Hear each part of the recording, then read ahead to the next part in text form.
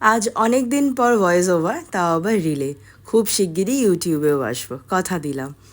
ভাবলাম আবার যখন নতুন করে সব কিছু শুরু করা, তো পছন্দের কিছু দিয়ে শুরু করা যাক। তো আমার পছন্দ মানেই খাবার। আজকে শেয়ার করছি আমাদের রবিবারে দুপুরের মেনু।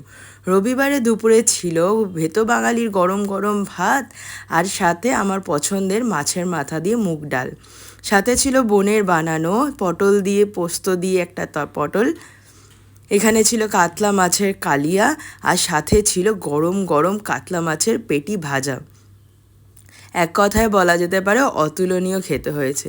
বিশেষ করে এই পটল আর ডালটা তো জাস্ট অসাধারণ।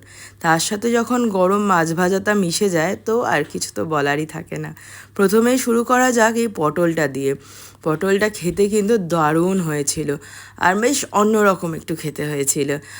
বাড়িতে যখন কাতলা মাছ হয়েছে আর মাছের তেল হবে না, তা কি কখনো হয়?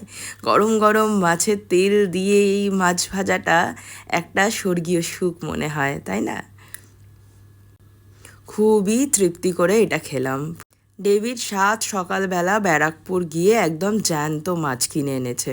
তো তেলটা তো এত ভালো খেতে লাগছে যে কি বলবো। তার ওপর আবার গরম গরম ব্যাপারটা হচ্ছে উপরি পাওনা বলা যেতেই পারে। এবার আসি আমার এই প্রিয় মাছের মাথা দিয়ে ডাল। এটা পেলে তো আমার আর কিছু লাগেই না।